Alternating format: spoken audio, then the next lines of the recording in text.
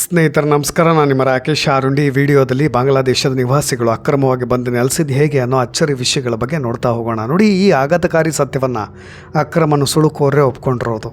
ಈಗ ಬಂಗಾಳದ ನೆಲದಿಂದ ಬಾಂಗ್ಲಾದೇಶಕ್ಕೆ ಹಾರ್ತಿರೋ ವಲಸೆ ಹಕ್ಕಿಗಳ ಬಾಯಲ್ಲಿ ಬಂದಂಥ ಅಚ್ಚರಿ ಅಂಶಗಳಿವು. ನೋಡಿ, ಈಗಾಗಲೇ ವೆಸ್ಟ್ ಬೆಂಗಾಲ್ನಲ್ಲಿ ಹಕಿಂಪುರ ಚೆಕ್ ಪೋಸ್ಟ್ ಬಳಿ ಸಾವಿರಾರು ವಲಸಿಗರು ದೇಶವನ್ನು ತೊರೆಯೋದಕ್ಕೆ ಕ್ಯೂ ನಿಂತಿರೋ ಒಂದಿಷ್ಟು ದೃಶ್ಯಗಳನ್ನು ನೀವೆಲ್ಲರೂ ಕೂಡ ಗಮನಿಸ್ತಾ ಇದ್ದೀರಿ. ಸುವೇಂದು ಕಠಿಣ ನಿಯಮಗಳು ಹೋಲ್ಡಿಂಗ್ ಸೆಂಟರ್ಗಳಲ್ಲಿ ನಮ್ಮನ್ನು ಬಂಧಿಸೋದ್ರಿಂದ ತಪ್ಪಿಸ್ಕೊಳ್ಳೋದಕ್ಕೆ ಸ್ವಇಚ್ಛೆಯಿಂದ ಅವರೆಲ್ಲರೂ ಕೂಡ ತಮ್ಮ ತಮ್ಮ ದೇಶಕ್ಕೆ ವಾಪಸ್ ಆಗ್ತಾ ಇದ್ದಾರೆ. ಆದರೆ ಅವರು ವಾಪಸ್ ಆಗ್ತೀವಿ ಅನ್ನೋದು ಖಚಿತವಾಗಿಲ್ಲ. ಆದರೆ ಇನ್ನೂ ಆ ಅನುಮಾನದಲ್ಲೇ ಈ ದೇಶವನ್ನು ನಾವು ಹೇಗೆ ಹೊಳ ಹೊಕ್ಕಿವಿ ಅನ್ನೋದ್ರ ಕುರಿತಾಗಿ ಅಚ್ಚರಿ ಮಾಹಿತಿಗಳನ್ನು ಅವರು ಮನಸ್ಸು ಬಿಚ್ಚಿ ಮಾತನಾಡ್ತಾ ಇರೋದು. ಕೆಲವೊಬ್ಬರಂತರೂ ಭಾರತಕ್ಕೆ ಬರಲಿಕ್ಕೆ ನಾವು ನದಿಯನ್ನು ಬಳಸ್ಕೊಂಡ್ವಿ, ಇನ್ನು ದಲ್ಲಾಳಿಗಳ ಮೂಲಕವಾಗಿ ಕಗ್ಗತ್ತಲ ರಾತ್ರಿಯಲ್ಲಿ ಬಂದಿದ್ದನ್ನು ನೆನಪು ಮಾಡ್ಕೊಳ್ತಾ ಇದ್ರು. ಇನ್ನೂ ಅಚ್ಚರಿಯ ವಿಷಯ ಅಂದರೆ BSF ಅಧಿಕಾರಿಗಳ ಕಣ್ ತಪ್ಪಿಸಿ ಹೇಗೆ ಬರ್ತೀರಿ ಅನ್ನೋ ಪ್ರಶ್ನೆಗಳಿಗೆ ಅಚ್ಚರಿ ವಿಷಯಗಳನ್ನೇ ಬಾಯ್ಬಿಡ್ತಾ ಇದ್ರು. ಒಮ್ಮೆ ಗಸ್ತು ತಿರುಗೋರನ್ನ ಕಣ್ ತಪ್ಪಿಸಿ ಕೇವಲ 10 ನಿಮಿಷ ನಮಗೆ ಕಾಲಾವಕಾಶ ಸಿಕ್ಕರೆ ಸಾಕು, ಅಷ್ಟು ಸಮಯಾವಕಾಶ ಸಿಕ್ಕರೆ ಸಾಕು, ನಾವು ಭಾರತವನ್ನು ಸೇರ್ಕೊಂಡು ಬಿಡ್ತಾ ಇದ್ವಿ ಅಂತ ಇದ್ದರು. ನಮಗೆ ಎಲ್ಲ ದಾಖಲೆಗಳನ್ನು ಕೂಡ TMC ಕಾರ್ಯಕರ್ತರೇ ಒದಗಿಸ್ತಾ ಇದ್ರು ಅನ್ನೋ ಅಚ್ಚರಿ ಮಾಹಿತಿಗಳನ್ನ ಹಂಚಿಕೊಳ್ತಾರೆ. ಈ ಹೇಳಿಕೆಗಳ ಆಧಾರದಲ್ಲಿ TMC ಕಾರ್ಯಕರ್ತರ ಮೇಲೆ ಕೇಸ್ ಜಡಿದು ಅವ್ರನ್ನ ಅರೆಸ್ಟ್ ಮಾಡಲಿ ಅನ್ನೋದು ನನ್ನ ಒಂದು ಅಭಿಪ್ರಾಯ. ಓಕೆ, ಆ ಥರದ ಸಾಧ್ಯತೆಗಳನ್ನು ಕೂಡ ಅಲ್ಲಗಳೆಯೋ ಹಾಗಿಲ್ಲ. TMC ಕಾರ್ಯಕರ್ತರ ನೆಟ್ವರ್ಕ್ ಈ ವಲಸಿಗರಿಗೆ ID ಕಾರ್ಡ್ನಿಂದ ಹಿಡಿದು ಬೇಕಾದಂಥ ಎಲ್ಲ ದಾಖಲೆಗಳನ್ನು ಯಾರ ಭಯವೂ ಇಲ್ಲದಂತೆ ಒದಗಿಸ್ತಾ ಇದ್ರದ್ದು ಈಗ ಗೊತ್ತಾಗ್ತಾ ಇರೋದು. ಹಾಗಾಗಿಯೇ ನಾವೆಲ್ಲರೂ ಕೂಡ ಎಲ್ಲ ಯೋಜನೆಗಳ ಫಲಾನುಭವಿಗಳಾದ್ವಿ ಅನ್ನೋದನ್ನು, ನಿರ್ಭೀತಿಯಿಂದ ಭಾರತದ ಪ್ರಜೆಗಳಾಗಿದ್ದನ್ನು ಮತಕ್ಕೆ ಚಲಾಯಿಸಲಿಕ್ಕೆ ಹಕ್ಕನ್ನು ಕೂಡ ಪಡೆದ್ವಿ ಅಂತ ಅವರೇ ಒಪ್ಕೊಳ್ತಾ ಇರೋದು. ಸ್ನೇಹಿತರೆ, ಇನ್ನೊಂದು ವಿಷಯವನ್ನು ನಿಮ್ಮ ಮುಂದೆ ಹಂಚಿಕೊಳ್ಳಲೇಬೇಕು. ಬರೋಬ್ಬರಿ 30 ಲಕ್ಷ ಫಲಾನುಭವಿಗಳು ಅಕ್ರಮವಾಗಿ ಪಶ್ಚಿಮ ಬಂಗಾಳದ ಎಲ್ಲ ಯೋಜನೆಗಳ ಲಾಭವನ್ನು ಪಡೆದುಕೊಳ್ತಾ ಇದ್ದರು. ಈ ಆಘಾತಕಾರಿ ಅಂಶವನ್ನು ಸುವೇಂದು ಅವರೇ ಬಹಿರಂಗಪಡಿಸ್ತಾ ಇದ್ದಾರೆ.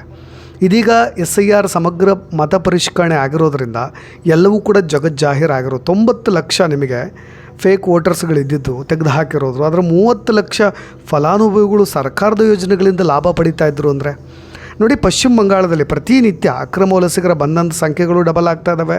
30 ದಿನಗಳ ಕಾಲ ಹೋಲ್ಡಿಂಗ್ ಸೆಂಟರ್ನಲ್ಲಿ ಇರಿಸೋ ಪ್ರಕರಣಗಳು ದಿನೇ ದಿನೇ ಹೆಚ್ಚಾಗ್ತಾ ಇದ್ದಾವೆ. ಹಾಗಾಗಿ ಸ್ವಯಂ ಪ್ರೇರಣೆಯಿಂದ ಬಾಂಗ್ಲಾ ಗಡಿ ತಲುಪ್ತಾ ಇರ್ತಕ್ಕಂಥ ಇವರು ಹೇಗೆ ಭಾರತಕ್ಕೆ ಬಂದ್ವಿ ಅನ್ನೋದನ್ನು ಅಂಜಿಕೆ ಇಲ್ಲದೆ ಒಪ್ಕೊಳ್ತಾ ಇದ್ದಾರೆ. ನಿಮಗೆ ಗುರುವಾರ 100 ಜನರು ಬಾಂಗ್ಲಾದೇಶಕ್ಕೆ ಹೋಗ್ತಾ ಇದ್ದಾರೆ ಅನ್ನೋ ವರದಿಗಳನ್ನು ಉಲ್ಲೇಖ ಮಾಡಿ ಏಕೆಂದರೆ ಗೃಹ ಸಚಿವರಾದಂಥ ಅಮಿತ್ ಶಾ ಅವರು ಒಳನುಸುಳುಕೋರು ತಾವಾಗಿಯೇ ಹಿಂತಿರುಗ್ತಾ ಇರೋದ್ರಿಂದ ಸರ್ಕಾರ ಅವರ ವಿರುದ್ಧ ಯಾವುದೇ ಕಾನೂನು ಕ್ರಮ ತೆಗೆದುಕೊಳ್ಳೋದಿಲ್ಲ ಅಂತ ಹೇಳಿದ್ದಾರೆ ಓಪನ್ ಅಪ್ ಆಗಿ. ಮತ್ತು ಈ ಹೇಳಿಕೆಗಳಿಂದ ನಿಟ್ಟುಸಿರು ಬಿಡ್ತಾ ಇರ್ತಕ್ಕಂಥ ಬಾಂಗ್ಲಾ ವಲಸಿಗರು ಹಂಗೋ ಹಿಂಗೋ ನಮ್ಮ ಮೂಲ ನೆಲೆಗಳತ್ತ ಗೂಡು ಸೇರಿಕೊಂಡ್ರೆ ಸಾಕಪ್ಪ ಅನ್ನುವಂತಾಗ್ಬಿಟ್ಟಿದೆ ಅವರಿಗೆ. ನಿಮಗೆ ಬಾಂಗ್ಲಾದೇಶದ ಕುಶ್ತಿಯಾ ಜಿಲ್ಲೆಯ ಬಡಗಿಯೊಬ್ಬರು ಮಾತನಾಡ್ತಾ ಇದ್ದರು. ನೋಡಿ, ಕೆಲವೊಂದು ತುಂಬ ಇಂಟ್ರೆಸ್ಟಿಂಗ್ ವಿಷಯಗಳನ್ನು ಹೇಳಲೇಬೇಕು. ರಾತ್ರಿ BSF ಸಿಬ್ಬಂದಿಯ ಚಲನವಲನಗಳನ್ನು ಅಬ್ಸರ್ವ್ ಮಾಡಲಿಕ್ಕೆ ಅಲ್ಲಿದ್ದಾರಾ, ಗಸ್ತು ತಿರುಗ್ತಾ ಇದ್ದಾರಾ, ಅವ್ರು ಆ ಕಡೆ ಹೋದ್ರಾ ಇಲ್ವಾ ಅನ್ನೋದನ್ನು ವೀಕ್ಷಣೆ ಮಾಡಲಿಕ್ಕೆ ಆ ಬಾರ್ಡ್ರ್ ಸಮೀಪ ಒಬ್ಬ ಮೀಡಿಯೇಟರ್ ಇರ್ತಾ ಇದ್ದಂತೆ. ಇದೇ TMC ಕಾರ್ಯಕರ್ತರು 7,000 ಇಂದ 8,000 ರೂಪಾಯಿಗಳನ್ನು ಅವ್ರಿಗೆ ಕೊಟ್ಟರೆ ಸಾಕಂತೆ. ಈ ಗಸ್ತು ತಿರುಗೋ ಅಂತರ ಇದ್ದಾಗಲೆಲ್ಲ ಅವರು ಒಂದು ಇಡೀ ಟೀಮ್ನ ಬಾಂಗ್ಲಾದೇಶದಿಂದ ಅಕ್ರಮ ನುಸುಳುಕೋರನ್ನ ಇಲ್ಲಿ ಒಳ ಕರ್ಕೊಳ್ತಾ ಇದ್ರು ಅಂತ. ನಿಮಗೆ ಇದೇ ಬೆಂಗಳೂರಿನಲ್ಲಿ ಮತ್ತೊಬ್ಬ ಬಾಂಗ್ಲಾದೇಶಿ ಅಕ್ರಮ ವಲಸಿಗೆ ಹೇಳಿದ್ದು 20,000 ರೂಪಾಯಿ ಏಜೆಂಟ್ಗೆ ಕೊಟ್ಟೆ ನಾನು ದಲ್ಲಾಳಿಗೆ ಅಂತ. ಅದನ್ನು ಪಾವತಿಸಿದ ನಂತರ ಗಡಿಯಲ್ಲಿ ಮಿಲಿಟ್ರಿ ಇದ್ದರೂ ಕೂಡ ನಾನು ಗಡಿ ದಾಟಿದ್ದೀನಿ ಆರಾಮ್ಸೆ ಅಂತ ಒಪ್ಕೊಳ್ತಾರೆ. ಅಂದರೆ ಇವೆಲ್ಲವೂ ಕೂಡ ನೀವು ಸೂಕ್ಷ್ಮವಾಗಿ ಗಮನಿಸಬೇಕು. ನಿಮಗೆ 2,000ದಿಂದ 3,000 ರೂಪಾಯಿ ಇದ್ದರೆ ಆಧಾರ್ ಕಾರ್ಡ್ ಕೊಡ್ತಾ ಇದ್ರಂತ ಪಶ್ಚಿಮ ಬಂಗಾಳದಲ್ಲಿ. ನೋಡಿ ಪರಿಸ್ಥಿತಿ ಯಾವ ರೀತಿಯಾಗಿತ್ತು ಅಂತ. ಅದಕ್ಕೆ ನಾನು ಪದೇ ಪದೇ ಪ್ರತಿ ವಿಡಿಯೋಗಳಲ್ಲೂ ದೀದಿ ದಾದಾಗಿರಿ, ದೀದಿ ದರ್ಬಾರ್, ದಬ್ಬಾಳಿಕೆ, ಗುಂಡಾಗಿರಿ ಅಂತ ನಾವಷ್ಟೆಲ್ಲ ಇಡೀ ದೇಶವೇ ಒಪ್ಕೊಂಡಿದೆ. ಓಕೆ, ಅದನ್ನು ಪಕ್ಕಕ್ಕಿಟ್ಟು ನೇರವಾಗಿ ವಿಷಯಕ್ಕೆ ಬರ್ತೀನಿ. ನೋಡಿ, ಬಾಂಗ್ಲಾದೇಶದೊಂದಿಗಿನ ಭಾರತದ 4,096 ಕಿಲೋಮೀಟರ್ ಗಡಿ. ನಿಮಗೆ ನದಿ ಇದ್ದಾವೆ, ಕೃಷಿ ಭೂಮಿ ಇದೆ, ನದಿ ದಂಡೆಗಳು, ಜನನಿಬಿಡ ಪ್ರದೇಶಗಳು, ಕಾಡಿದೆ.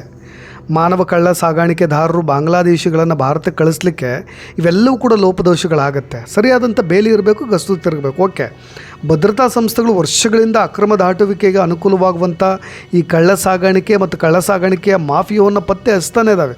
ಆದರೆ ಬೇಲಿನೇ ಇದ್ದು ಹೊಲ ಮೇಯ್ದಾಗ ಏನು ಮಾಡಲಿಕ್ಕಾಗತ್ತೆ? ಅದು ಪಶ್ಚಿಮ ಬಂಗಾಳದಲ್ಲಿ ಆಗ್ತಾ ಇದ್ದಿದ್ದು. ಈಗಾಗಲೇ ಮೇಘಾಲಯದ ಭಾರತ ಮತ್ತು ಬಾಂಗ್ಲಾದೇಶ ಗಡಿ ಈಗ ಬೇಲಿ ಹಾಕೋ ಕೆಲಸ ಪೂರ್ಣಗೊಳ್ಳುವ ಹಂತಕ್ಕೆ ಬಂದುಬಿಟ್ಟಿದೆ. ಒಟ್ಟು ವ್ಯಾಪ್ತಿಯಲ್ಲಿ ಕೇವಲ ಒಂದು 40ರಿಂದ 45 ಕಿಲೋಮೀಟರ್ ಮಾತ್ರ ಬಾಕಿ ಇರೋದು. ಮೇಘಾಲಯದ ಮುಖ್ಯಮಂತ್ರಿ ಕನ್ರಾಡ್ ಸಂಗ್ಮಾ ಅವರೇ ಅದನ್ನು ಹೇಳಿದ್ದಾರೆ. ಇನ್ನು ಫೆಬ್ರವರಿ 2025ರಲ್ಲಿ ಗೃಹ ಸಚಿವಾಲಯದಿಂದ ಬಂದಂಥ ಅನೌನ್ಸ್ಮೆಂಟ್ 4,096 ಕಿಲೋಮೀಟ್ರು ಭಾರತ ಮತ್ತು ಬಾಂಗ್ಲಾದೇಶ ಗಡಿಯಲ್ಲಿ ಶೇಕಡ 79% ಬೇಲಿಯಿಂದ ಈಗಾಗಲೇ ಕಂಪ್ಲೀಟ್ ಆಗಿಬಿಟ್ಟಿದೆ. ಈಗಾಗಲೇ 3,232 ಕಿಲೋಮೀಟ್ರ್ ಟೋಟಲ್ ಈಗ ಆವರಿಸಿರೋದು ಅಂತಲೂ ಕೂಡ ಅವರು ಒಪ್ಕೊಂಡಿದ್ರು. ಆದರೆ ಮಮತಾ ಅವರ ಪಕ್ಷ ಅಧಿಕಾರದಲ್ಲಿದ್ದಾಗ ನಾನು ಮತದಾರ ಚೀಟಿ ಮಾಡಿಸ್ಕೊಂಡಿದ್ದೀನಿ, ಪಡಿತರ ಚೀಟಿ ಮಾಡಿಸ್ಕೊಂಡಿದ್ದೀನಿ, ಇಮಾಮ್ಗೆ ಬರ್ತಾ ಇದ್ದಂಥ ಫಲಾನುಭವಿಗಳ ಸ್ಕೀಮು 3,000 ರೂಪಾಯಿ ಅದನ್ನು ಪಡ್ಕೊಂಡಿದ್ದೀನಿ, ಜನರ ದಾಖಲೆಗಳನ್ನು ಪಡಿಲಿಕ್ಕೆ TMC ಕಾರ್ಯಕರ್ತರು ಸರ್ಕಾರವೇ ಹೆಲ್ಪ್ ಮಾಡಿದೆ ಅಂತ 2-3 ವರ್ಷಗಳ ಕಾಲ ಲಕ್ಷ್ಮೀರ್ ಭಂಡಾರ ಪ್ರಯೋಜನಗಳನ್ನು ಕೂಡ ಅಲ್ಲಿನ ಸ್ಕೀಮ್ ಅದನ್ನು ಕೂಡ ನಾವು ಪಡೆದುಕೊಂಡಿದ್ದೀವಿ ಅಂತ ABP ನ್ಯೂಸ್ಗೆ ಹೇಳ್ತಾ ಇದ್ದಿದ್ದನ್ನು ನಾನು ನಿಮ್ಮ ಮುಂದೆ ಪ್ರಸ್ತುತಪಡಿಸ್ತಾ ಇದ್ದೀನಿ. ನೋಡಿ, ತೃಣಮೂಲ ಕಾಂಗ್ರೆಸ್ ಆಳ್ವಿಕೆಯಲ್ಲಿ ಯಾರು ಏನು ಕೇಳಿಲ್ಲ, ಪ್ರಶ್ನೆ ಮಾಡಲಿಲ್ಲ. ಈಗ ಸರ್ಕಾರ ಬದಲಾಗಿದೆ, ಗೌರ್ಮೆಂಟ್ ಮೊದಲಿನ ಹಾಗಿಲ್ಲ. ಬಾಂಗ್ಲಾದೇಶಿ ಜನರನ್ನ ಇಟ್ಕೊಂಡ್ರೆ ಅಲ್ಲಿರ್ತಕ್ಕಂಥ ಲೋಕಲ್ ಸ್ಥಳೀಯರಿಗೆ 2 ಲಕ್ಷ ರೂಪಾಯಿ ದಂಡ, 2 ವರ್ಷ ಜೈಲು ಶಿಕ್ಷೆ ವಿಧಿಸಲಾಗುತ್ತೆ ಅನ್ನೋ ಭಯದಲ್ಲಿ ಮನೆ ಮಾಲೀಕರು ಹೆದರ್ತಾ ಇದ್ದಾರೆ. ಇನ್ನು ತಮ್ಮ ಆಸ್ತಿಗಳನ್ನು ಬಾಡಿಗೆ ಕೊಡಲಿಕ್ಕೆ, ಅಕ್ರಮ ವಲಸಿಗರಿಗೆ ಆಶ್ರಯ ಕೊಡಲಿಕ್ಕೂ ಕೂಡ ಹಿಂದೇಟಾಗ್ತಾ ಇದ್ದಾರೆ. ಆ ಥರದ ಪರಿಸ್ಥಿತಿ ನಿರ್ಮಾಣವಾಗ್ತಾ ಇದೆ. ಒಂದು ಪಾಸಿಟಿವ್ ವೈಬ್ ನಿರ್ಮಾಣ ಆಗ್ತಾ ಇರೋದು. ಇನ್ನು ನಿಮಗೆ ಪ್ರತ್ಯಕ್ಷ ಸಾಕ್ಷಿಗಳನ್ನು ಇಟ್ಕೊಂಡು ಮಾತನಾಡ್ತಾ ಇದ್ದೀನಿ. ಯಾಕೆಂದರೆ ಪತ್ನಿ, ಮಗು ಅವ್ರ ಜೊತೆಗೆಲ್ಲ ಬಂದಂಥ ಹಕ್ಕಿಂಪುರ ಗಡಿ ಬಳಿ ಕಾಯ್ತಾ ಇದ್ದಂಥ ಸಲಾಂ ಡಾಲಿ ಅನ್ನೋ ವ್ಯಕ್ತಿ ಇಂಡಿಯಾ ಟುಡೇಗೆ ಇಂಟರ್ವ್ಯೂನಲ್ಲಿ ಮಾತನಾಡ್ತಾ ಹೋಗ್ತಾರೆ. ಬಡಗಿಯಾಗಿ ಕೆಲಸ ಮಾಡ್ತಾ ಇದ್ದೆ ನಾನು, ಬಾಂಗ್ಲಾದೇಶದ ಕುಲ್ನಾಮ್ ಜಿಲ್ಲೆಯವನು ನಾನು, ಸುಮಾರು 5 ವರ್ಷಗಳ ಹಿಂದೆ ಮಧ್ಯವರ್ತಿಗೆ 8ರಿಂದ 10,000 ರೂಪಾಯಿ ಕೊಟ್ಟು ಭಾರತಕ್ಕೆ ಬಂದೆ ಅಂತ ಆತನೇ ಒಪ್ಕೊಳ್ಳೋದು. ಇನ್ನೊಬ್ಬ 10 ವರ್ಷದವನಿದ್ದಾಗ ಅವನು ಹೆತ್ತವರು ಬಂದರಂತೆ, ಅವನು ಬಂದಂತೆ. ಚಿಕ್ಕವನಿದ್ದಾಗಿಂದನೂ ಕೂಡ ಇಲ್ಲೇ ಇದ್ದೀನಿ, ದುಡಿತಾ ಇದ್ದೀನಿ, ತಿಂತಾ ಇದ್ದೀನಿ, ಕುಡಿತಾ ಇದ್ದೀನಿ, ಯಾರೂ ಕೇಳ್ತಾ ಇರಲಿಲ್ಲ. ಈಗ ಎಲ್ಲವನ್ನೂ ಕೂಡ ಪ್ರಶ್ನೆ ಮಾಡುವ ಸಮಯ ಬಂದಿದೆ. ಹಾಗಾಗಿ ಎಲ್ಲರೂ ಕೂಡ ನಮ್ಮನ್ನು ಪ್ರಶ್ನೆ ಮಾಡ್ತಾ ಇದ್ದಾರೆ, ನಾವು ಮೊದಲು ಊರು ಬಿಟ್ಟರೆ ಒಳ್ಳೆಯದು ಅಂತ ಅವರೇ ಒಪ್ಕೊಳ್ತಾ ಇದ್ದಾರೆ. ನಿಮಗೆ ಬಾಂಗ್ಲಾದೇಶಿ ವಲಸಿಗರ ಸಮಸ್ಯೆ ಇದೆಯಲ್ಲ, ಇದು ಇಡೀ ಭಾರತದ ಸಮಸ್ಯೆ. ಯಾಕೆಂದರೆ ಫೇಕ್ ಸರ್ಟಿಫಿಕೇಟ್ಸ್ಗಳು, ಮೀಡಿಯೇಟರ್ಗಳು, ಈ ಮಾಫಿಯಾ ದೊಡ್ಡ ಜಾಲ ಕೇವಲ ಪಶ್ಚಿಮ ಬಂಗಾಳದ ಪ್ರಸ್ತುತ ಸಮಸ್ಯೆ ಅಲ್ಲ, ಇದು ಇಡೀ ದೇಶವನ್ನು ವ್ಯಾಪಿಸಿದೆ. ಅದನ್ನು ತುಂಬ ಗಂಭೀರವಾಗಿ ನಾವು ಪರಿಗಣಿಸಬೇಕು. ಇನ್ನು ಗುರುವಾರ ಟೋಟಲ್ ಅಧಿಕೃತ ಅಫಿಷಿಯಲ್ ಇನ್ಫಾರ್ಮೇಷನ್ ಪ್ರಕಾರ ಇಡೀ ಬಂಗಾಳದ ಗಡಿ ಜಿಲ್ಲೆಗಳಾದ್ಯಂತ 386 ಜನರನ್ನ ಹೋಲ್ಡಿಂಗ್ ಸೆಂಟರ್ನಲ್ಲಿ ಈಗಾಗಲೇ ಇರಿಸಿದ್ದಾರೆ. ಒಂದು 30 ದಿನಗಳ ಕಾಲ ಅಲ್ಲಿ ಇಡಲಾಗುತ್ತೆ. ಜೊತೆಗೆ ಅವ್ರದ್ದೆಲ್ಲ ಬೆಳಚು ಏನು ಬಯೋಮೆಟ್ರಿಕ್ ಇನ್ಫಾರ್ಮೇಷನ್ ತೊಗೊಳ್ತಾರೆ. 182 ಜನ ಪುರುಷರಿದ್ದಾರೆ, 109 ಮಹಿಳೆಯರಿದ್ದಾರೆ, 95 ಮಕ್ಕಳು ಕೂಡ ಇದ್ದಾರೆ. ಬಾಂಗ್ಲಾದೇಶಿಗಳು ಮತ್ತು ರೋಹಿಂಗ್ಯಾಗಳನ್ನು ಪತ್ತೆ ಮಾಡೋದು, ಅಳಿಸೋದು, ಗಡಿ ಪಾರು ಮಾಡೋದು ಹೊಸ ಸ್ಕೀಮ್ ಅದನ್ನು ಮಾಡ್ತಾ ಇದೆ.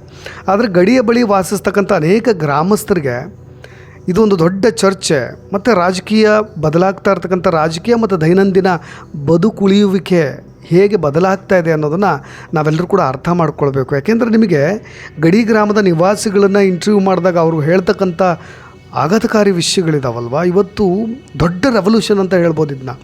ಯಾಕೆಂದರೆ ನಾವು ಎಷ್ಟೋ ದಿನ ರಾತ್ರಿ ನಿದ್ದೆ ಇಲ್ಲದ ರಾತ್ರಿಗಳನ್ನು ಕಳೆದು ಬಿಟ್ಟಿದ್ದೀವಿ ನಮ್ಮ ಸಂಸಾರನ ಉಳಿಸ್ಕೊಳ್ಳಿಕ್ಕೆ. ಮೊದಲಿನ ಪರಿಸ್ಥಿತಿ ತುಂಬ ಭೀಕರವಾಗಿತ್ತು. ರಾತ್ರಿ ನಿದ್ದೆ ಬರ್ತಾ ಇರಲಿಲ್ಲ. ಬಾಂಗ್ಲಾದೇಶರು ದನಗಳನ್ನು ಕಳ್ಸಾಗಾಣಿಕೆ ಮಾಡ್ತಾಯಿದ್ರು, ಹರಿತವಾದಂಥ ಮಾರಕಾಸ್ತ್ರಗಳನ್ನು ಹೊಯ್ತೋಯ್ತಾಯಿದ್ರು. ರಾಷ್ಟ್ರೀಯ ಭದ್ರತೆಗಾಗಿ ನಾವು ಭೂಮಿಯನ್ನು ಕೂಡ ಕೊಡ್ಲಿಕ್ಕೆ ಸಿದ್ಧರಿದ್ದೀವಿ, ಮೊದಲು ಈ ಕೆಲಸ ಆಗಬೇಕು ಅಂತ ಅವರು ಹೇಳ್ತಾ ಇದ್ದಾಗ ಖುಷಿ ಆಗುತ್ತೆ. ನಿಮಗೆ ಕಳೆದ 5 ವರ್ಷಗಳಲ್ಲಿ ತಾತ್ಕಾಲಿಕ ಜಾನುವಾರು ಬೇಲಿಗಳು ಅಕ್ರಮ ಸಾಗಾಣಿಕೆಯನ್ನು ಕಡಿಮೆ ಮಾಡಲಿಕ್ಕೆ ಸಾಧ್ಯವಾಗಿದೆ. ಈಗ ಉಳಿದಿರ್ತಕ್ಕಂಥ ಬೇಲಿಗಳನ್ನು ಹಾಕಲಿ, ಜೊತೆಗೆ ಹಾಕಿರ್ತಕ್ಕಂಥ ಬೇಲಿಯಲ್ಲೂ ಕೂಡ ಗಸ್ತನ್ನು ತಿರುಗೋದನ್ನು ಜಾಸ್ತಿ ಮಾಡಲಿ ಅನ್ನೋದು ಅಲ್ಲಿನ ಗ್ರಾಮಸ್ಥರ ಮಾತು. ಈ ಹಿಂದೆಯೂ ಕೂಡ ಗ್ರಾಮಸ್ಥರು ದನಕಳ್ಳ ಸಾಗಾಣಿಕೆಯನ್ನು ಎಲ್ಲದನ್ನೂ ಕೂಡ ಪೊಲೀಸ್ನವ್ರು ಕಂಪ್ಲೇಂಟ್ ಕೊಟ್ಟರು, ಅದು ಆಗ್ತಾ ಇರಲಿಲ್ಲ. ಪ್ರತಿ ರಾತ್ರಿ ಬಾಂಗ್ಲಾದೇಶಿಯರು ಅವ್ರಿಗೆ ಊರ್ಲಿಂದಲೇ 100-200 ಹಸುಗಳನ್ನು ಸಾಗಿಸ್ತಾ ಇದ್ರಂತೆ. ಪೊಲೀಸರಿಗೆ ಕಂಪ್ಲೇಂಟ್ ಕೊಟ್ಟರು, ಅದೇನು ಕೂಡ ಆಗಿಲ್ಲ. ಈಗ ಬೇಲಿ ಹಾಕ್ತಾ ಇರೋದು ನಮಗೆ ದೊಡ್ಡ ರಿಲೀಫ್ ಕೊಟ್ಟಿದೆ, ಒಂದು ಸಮಾಧಾನಕರ ಸಂಗತಿ. ಶಾಶ್ವತವಾಗಿ ಬೇಲಿ ಹಾಕ್ತಾ ಇರೋದು ನಮಗೆ ಖುಷಿ ಕೊಟ್ಟಿದೆ. ಆದರೆ ಭೂಮಿಯನ್ನು ಸರಿಯಾಗಿ ಅಳತೆ ಮಾಡಲಿ, ಇಲ್ಲಿರ್ತಕ್ಕಂಥ ಸ್ಥಳೀಯರಿಗೂ ಕೂಡ ಸಮಸ್ಯೆ ಆಗಬಾರ್ದು, ಕೆಲಸ ಕೂಡ ಬೇಗ ಆಗಲಿ ಅನ್ನೋದು ಅವರ ಅಭಿಪ್ರಾಯ. ಇದಕ್ಕಿಂತ ಬಿಗ್ ಡೆವಲಪ್ಮೆಂಟ್ ಯಾವುದಿದೆ, ಹೌದಲ್ವಾ? ಸ್ಮಾರ್ಟ್ ಗ್ರಿಡ್ ವಾಲ್ನ ಮಾಡ್ತೀವಿ, ಸ್ಮಾರ್ಟ್ ಸೆಕ್ಯೂರಿಟಿ ವಾಲ್ನ ಮಾಡ್ತೀವಿ ಅಂತ ಅಮಿತ್ ಶಾ ಅವರು ಕೂಡ ಹೇಳಿದ್ದಾರೆ. ಅಂದರೆ ಥರ್ಮಲ್ ಡ್ರೋನ್ ಕ್ಯಾಮ್ರಾಗಳು, ಗಡಿಯಲ್ಲಿ ತುಂಬ ಐಫೈ ಆಗಿರ್ತಕ್ಕಂಥ ವ್ಯವಸ್ಥೆಗಳು, ವೈಫೈ ಇರ್ಬೋದು, ಎಲ್ಲವನ್ನೂ ಕೂಡ ಡ್ರೋನ್ಗಳನ್ನು ಬಳಕೆ ಮಾಡೋದಿರ್ಬೋದು, ಪ್ರತಿಯೊಂದು ಕೂಡ ಈಗ ನಮಗೆ ಆ ಥರದೊಂದು ಸೆಕ್ಯೂರಿಟಿ ಗ್ರಿಡ್ ವಾಲ್ ಮಾಡೋದರಿಂದ ನಮ್ಮ ದೇಶದ ಆರ್ಥಿಕತೆಗೆ ಕಳ್ಳ ಸಾಗಾಣಿಕೆ ಇರ್ಬೋದು, ಅಕ್ರಮ ನುಸುಳುಕೋರರಿಂದ ಇರ್ಬೋದು ದೊಡ್ಡ ಪೆಟ್ಟು ಕೊಡ್ತಾ ಇತ್ತಲ್ಲ, ಇನ್ನು ಮುಂದೆ ಅದು ಬದಲಾಗಲಿ ಅನ್ನೋದು ನನ್ನ ಆಶಯ. ಇದಕ್ಕೆ ಸಂಬಂಧಪಟ್ಟಂಗೆ ನಿಮ್ಮ ಅಭಿಪ್ರಾಯಗಳೇನಾದರೂ ಇದ್ದರೆ ಖಂಡಿತವಾಗೂ ತಿಳಿಸಬಹುದು ಅಂತ ಹೇಳ್ತಾ ಧನ್ಯವಾದ.